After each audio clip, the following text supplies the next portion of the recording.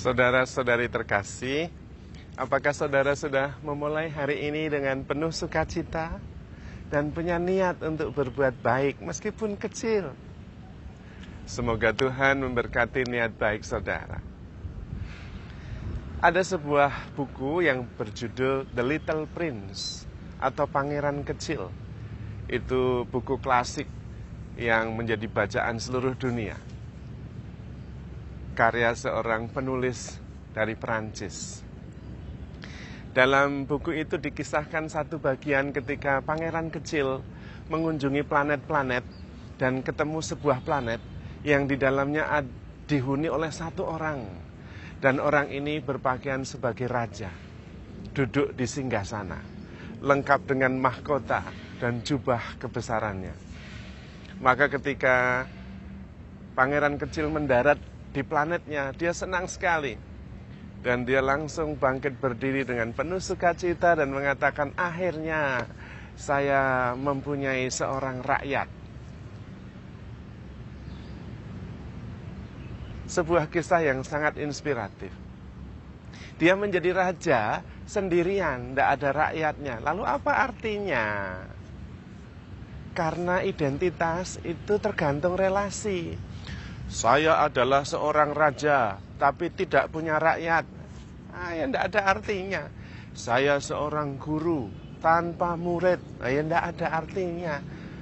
Guru itu maksudnya ada muridnya, maka disebut guru. Raja itu karena ada rakyatnya, maka disebut raja. Jadi yang penting bukan who am I, bukan, tetapi to whom I belong to. Itu dalam hidup ini yang paling penting, saya ini menjadi bagian hidup siapa. Dan itulah siapa diri kita. Bukan terbalik, siapa diri kita. Ya nanti jadi kesepian. Kalau pertanyaannya siapa diri saya, itu nanti yang muncul adalah prestasi, kehebatan, kebaikan, ketenaran. Saya berjuang menjadi sukses, saya berjuang menjadi hebat, tapi kemudian kesepian karena tidak menggarisbawahi relasi. Yang penting prestasi. Maka saya sering kasihan setiap ketemu anak kecil yang ditanyain, kamu nanti kalau besar mau jadi apa nak? Ya bagus, tetapi tidak tepat. Karena kemudian anak itu berpikir yang paling penting nanti kalau besar saya menjadi apa. Padahal itu bisa membuat seseorang menjadi kesepian karena menggarisbawahi prestasi, sukses, kebaikan. Tidak salah, tapi kesepian. Harusnya yang digarisbawahi itu relasi atau minimum seimbang. Nanti nak kalau besar kamu mau menjadi bagian hidup siapa? Karena itu yang penting. Dan begitu menjadi bagian hidup seseorang, identitasnya muncul otomatis, niscaya. Seperti Yesus bangkit. Teologi yang penting bukan bangkitnya, tetapi pengorbanannya, salibnya, teologi salibnya yang penting. Kalau sudah berkorban dengan penuh cinta kasih, dengan keikhlasan, pasti bangkit. Itu otomatis, niscaya. Maka yang paling penting adalah relasi. Menjadi bagian hidup siapa saya ini. Kalau saya menjadi bagian hidup para murid, pasti saya guru. Udah, otomatis, niscaya.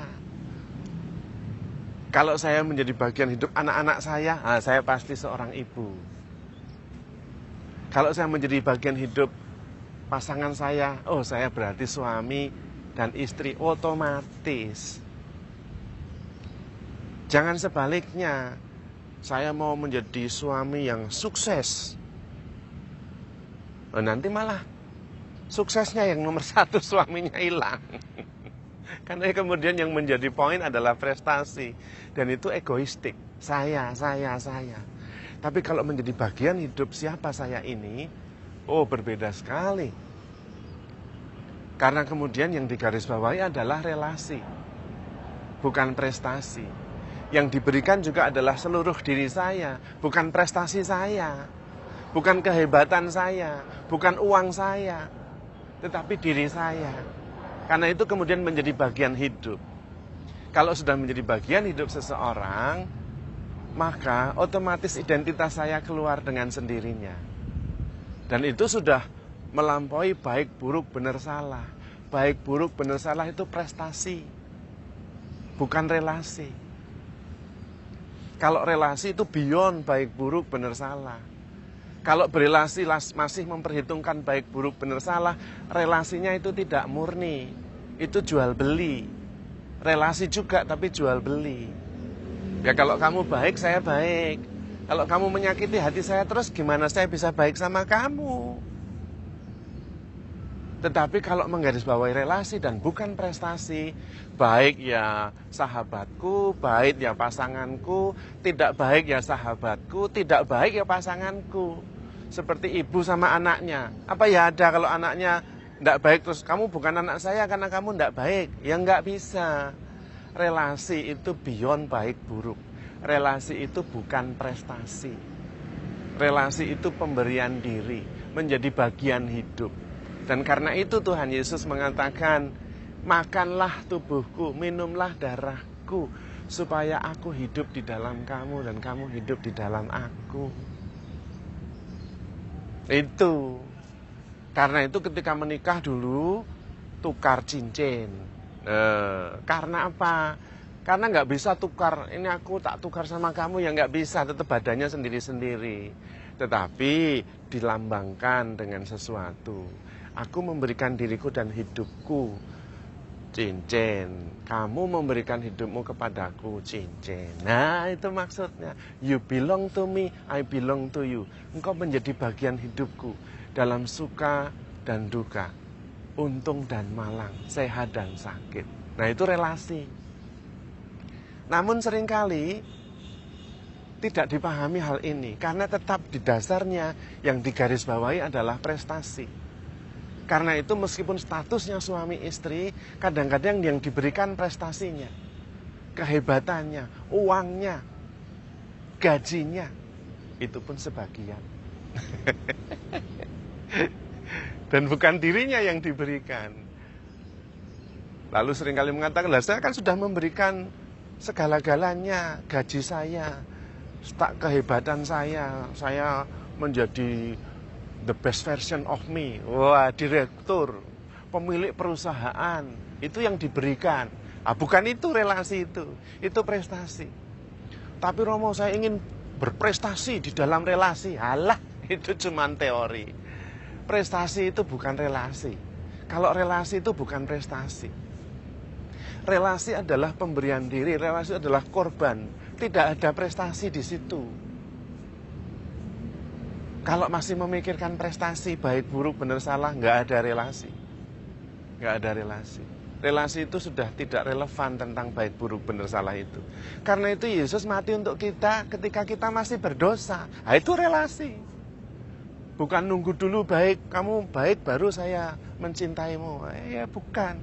Itu jual beli. Dan karena itu seringkali relasi gagal total. Karena sejak kecil kita terus-menerus dilatih untuk menggarisbawahi prestasi. Prestasi tidak jelek, tetapi harus mengerti ada yang lebih penting dari prestasi, yaitu relasi. Seringkali prestasi justru membuat kita kesepian. Relasi yang membuat kita menjadi bagian hidup orang lain. Karena itu kita tidak kesepian lagi. Karena itu yang paling penting, kita harus berrelasi dengan Tuhan. Karena di situ kemudian identitas kita paling kelihatan. Kita adalah hamba yang dicintai oleh tuannya. Pendosa yang diselamatkan. Kita adalah ciptaan yang dicintai penciptanya. Kita adalah hamba yang diangkat menjadi anak Allah.